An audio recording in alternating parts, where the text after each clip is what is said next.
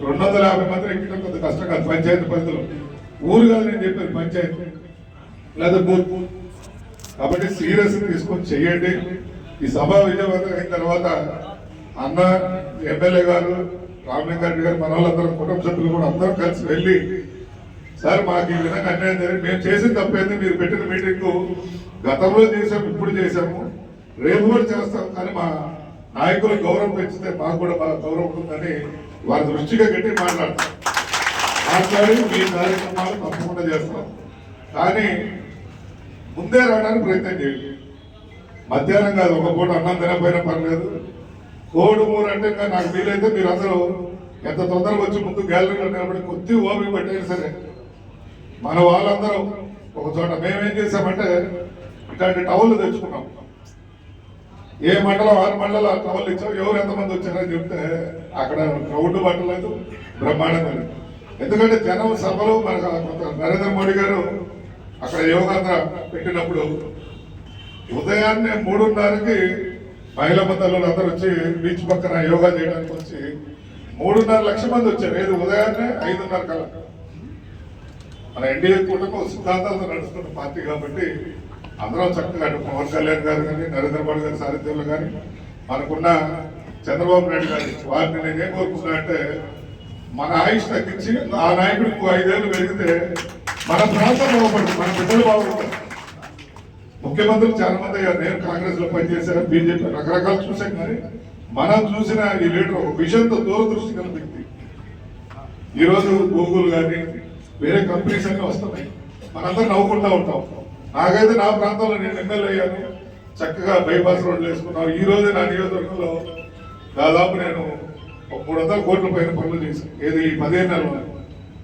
గతంలో ఆగిపోయిన కేంద్రంలో ఉన్న పనులు మొత్తం కూడా సారీ చెప్తే సార్ ఢిల్లీ పోయి మాట్లాడే మొత్తం క్లియరెన్స్ చేసి నా నియోజకవర్గం చుట్టూ మొత్తం కూడా హైవేలు జరిగింది, బైపాస్ జరిగినాయి. ఈ రోజు ఈ ఫ్యాక్టరీ వస్తుంది, ఎన్నో బ్రిడ్జిలు జరిగినాయి.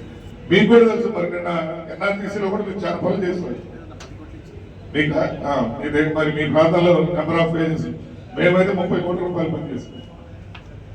సో తప్పకుండా అవి ఎక్కడో పొరపాటు జరుగుతున్నాయి. మీ మీద ఏదో చేతకంత ఉంది, అది కరెక్ట్ గా పెట్టి మంచిగా దృష్టిలో పెట్టేటట్టు రేపు సభలు విజయవంతం చేయండి.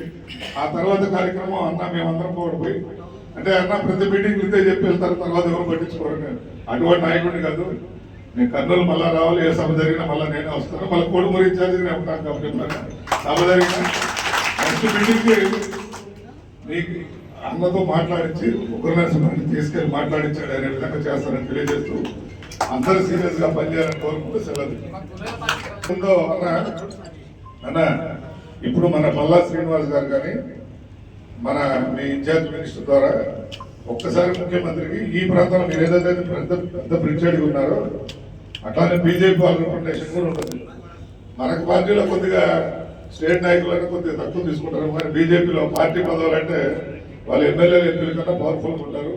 మీ ప్రాంతం దాన్ని కూడా ఒక రిప్రజెంటేషన్ తయారు చేసి ఎమ్మెల్యే గారు అడుగుతారు.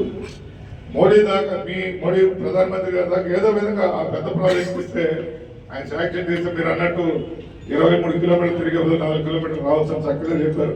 ఆ ప్రాజెక్టు చేయాల్సింది జాతీయ ప్రాజెక్టు కింద అదిగా తీసుకుంటే మీ దరిద్రం కూడా పోతుంది. కాబట్టి దాన్ని గట్టిగా మన పాలకులు చెప్పాలి, ఈ సైడ్ టైంలో పనిచేయాలి, అవసరమైనప్పుడు మీ కొట్లాడి పని చేసుకోవాలని తెలియజేసి అవకాశం ఇచ్చిన మీ అందరికీ ధన్యవాదాలు చెప్తూ, ముఖ్యంగా మిమ్మల్ని మళ్ళా ఎందుకు రమ్మన్నా అంటే అధిష్టానం నుంచి మేము ఎన్ని చెప్పినా మాకు ఫోటో కావాలంటాం పార్టీ. అందుకోసం మళ్ళా నేను అన్న ప్రెస్ మీట్ పెట్టి మనందరం చేద్దాం. మీ మీద నమ్మకం ఉంది.